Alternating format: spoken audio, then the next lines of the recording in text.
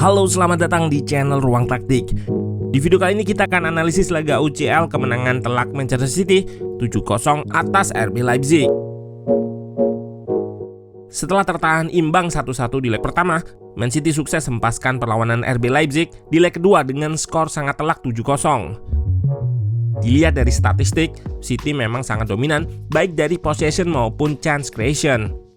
Total 23 shot dibukukan oleh tim asuhan Pep Guardiola ini, sedangkan RB Leipzig hanya 4 kali. Yang istimewa, dari 23 shots ini, 20 diantaranya City lakukan di dalam kotak penalti, yang menandakan De Bruyne dan kawan-kawan bisa dengan mudah masuk ke pertahanan klub asal Jerman ini. Di antara 7 gol, Haaland menjadi sorotan berkat torehan 5 golnya. Catatan yang menyamai rekor Messi dan Luis Adriano sebagai pemain yang berhasil cetak 5 gol di satu laga UCL. Nah, penasaran dengan jalannya laga dari segi taktikal? Let's go, kita bahas sama-sama.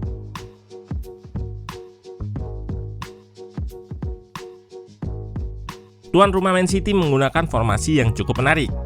Di atas kertas terlihat 4-1-4-1 dengan John Stone menempati posisi bek kanan.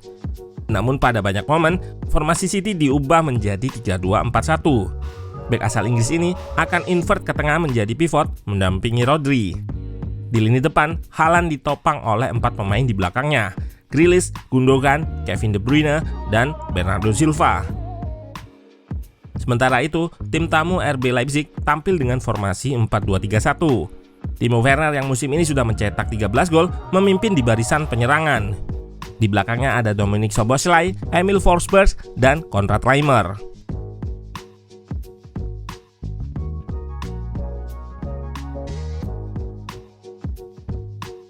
Dengan Stones yang invert, City nggak menggunakan kelebaran maksimal pada saat build up.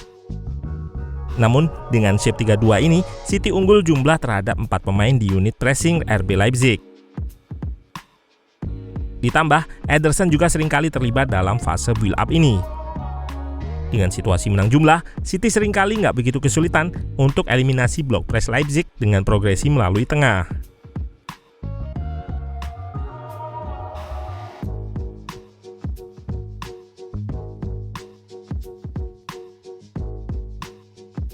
Saat Stones masuk ke tengah, 3 pemain di backline City tetap pada posisinya. Sisi kanan terlihat memang sengaja dibiarkan kosong oleh Man City. Hal ini dilakukan agar terbuka passing lane atau jalur umpan langsung ke Bernardo Silva saat City melakukan sirkulasi. Karena Szoboszlai, gelandang terluar Leipzig, juga Nero mengikuti pergerakan Stones yang invert. Saat bola diumpan ke Bernardo yang melebar di koridor sayap, maka Raum, bek kiri Leipzig juga akan melebar dan menimbulkan celah di area half space, lantaran Guardiola yang nggak ikut bergeser. Celah di half space inilah yang menjadi target Kevin De Bruyne untuk dieksploitasi. Set play attacking City ini cukup sering mereka lakukan dan cukup efektif untuk bongkar pertahanan Leipzig.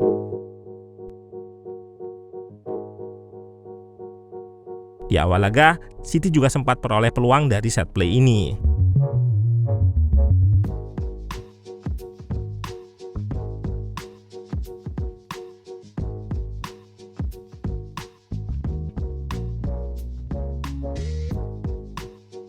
Selain itu, City juga seringkali melakukan passing satu area untuk menarik defense atau block press Leipzig bergeser dan buka ruang di sisi yang jauh.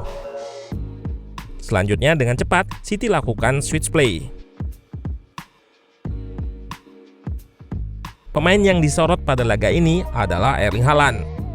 Ia langsung mencetak hat-trick di babak pertama.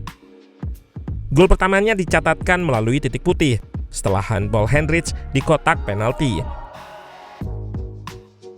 Sebetulnya, Blažević sudah tepat menebak arah tembakan Haaland. Namun, kiper 31 tahun itu nggak dapat menjangkaunya. Nggak berselang lama, kurang dari 2 menit setelahnya, City langsung gandakan keunggulan. Berawal dari pressing Haaland kepada center back dan kiper Leipzig yang memaksa untuk lepaskan long ball ke depan. Bola yang mengarah ke Akanji langsung dikembalikan ke depan, mengarah akurat ke Haaland yang memiliki ruang yang cukup lebar di depan backline Leipzig. Backline ini terlihat masih renggang. Kevin De Bruyne yang menerima bola pantul dari Haaland langsung melakukan shot. Di momen ini terlihat kemampuannya yang tetap bisa melakukan shooting akurat meskipun dikepung 4 pemain Leipzig. Tembakan De Bruyne mengenai Mistar, bola rebound langsung disambut oleh Haaland.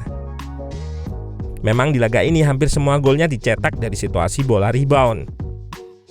Namun tentunya nggak semudah yang kita bayangkan. Di gol ketiga ini, terlihat bagaimana cepatnya Haaland dalam merespon peluang dari sundulan Ruben Dias yang membentur tiang. Haaland yang berada pada posisi yang cukup jauh langsung lari sehingga clearance Henrich membentur dirinya dan masuk ke gawang Leipzig. Instingnya dalam mencetak gol berperan pada momen ini. Gol kelima masih dengan situasi yang sama, bola rebound. Namun bisa kita lihat, sebelumnya City menerapkan set play counter kick yang sangat apik. 3 pemain City di area yang jauh melakukan gerakan decoy atau tipuan, menarik markernya. Sementara itu, Bernardo sebagai target corner kick gak terkawal dengan bebas bergerak ke area yang jauh tadi. Dari area tersebut, pemain timnas Portugal ini memantulkan bola ke Haaland di tiang dekat. Di sini kita lihat selain memiliki keunggulan postur, Haaland juga melompat sangat tinggi mengungguli bek-bek Leipzig. Sehingga ia bisa menyundul bola, disusul tembakan kedua yang menjebol gawang Leipzig. Kecepatan dalam merespon bola rebound kembali menjadi kunci di sini. Tubuhnya yang atletis membuatnya mampu merespon dalam waktu yang berdekatan. Pada gol terakhir Haaland di laga ini, lebih karena haluan kiper Leipzig yang mengarah tepat kepadanya, sehingga ia tinggal mengarahkan ke sisi gawang yang kosong.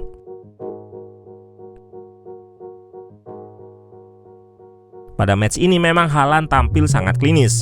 Dari 8 shot yang ia lepaskan, semuanya on target dan 5 diantaranya menjadi gol.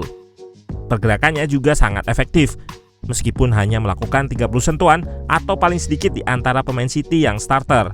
Namun, Haaland jarang kehilangan bola.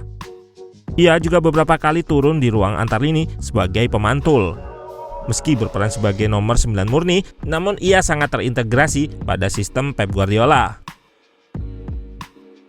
City di bawah Pep menjadi tim dengan set play dan positional play yang sangat kuat. Hal ini tercermin di 2 gol City, gol keempat dan gol ketujuh. Pada gol keempat, City melakukan back pass atau sirkulasi ke belakang untuk memancing pressing Leipzig, mengurai pertahanannya yang sudah dalam bentuk ideal.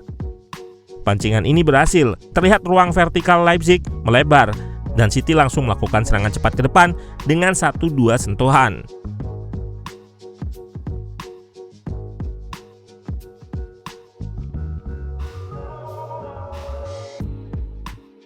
Masuk di area final third, City memang nggak superior secara jumlah, namun mereka unggul secara positioning dengan kelebaran Grealish di sisi kiri.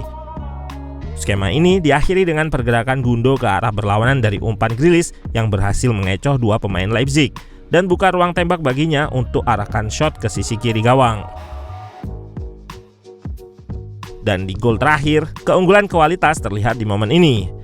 Bernardo melakukan la pausa atau memperlambat pergerakannya dengan tujuan untuk menarik bek kiri Leipzig naik dan berikan momentum bagi Mahrez untuk mengeksposnya.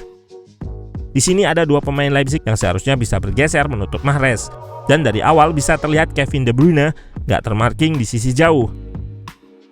Mahrez yang gak dapat tekanan bisa melakukan cut inside dan pindah bola ke De Bruyne di area half space kiri. Ruang lebar yang dimiliki De Bruyne mudahkan dirinya untuk melakukan pressing, arahkan bola ke pojok kiri atas gawang Leipzig. Pada akhir laga di konferensi pers, Haaland menyatakan ke Pep Guardiola kalau ia lebih senang mencetak double hat-trick ketika diganti.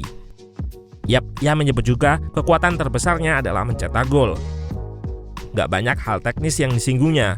Secara simpel, ia menyebut akan menceploskan bola ke gawang, di mana kiper gak mampu menjangkau.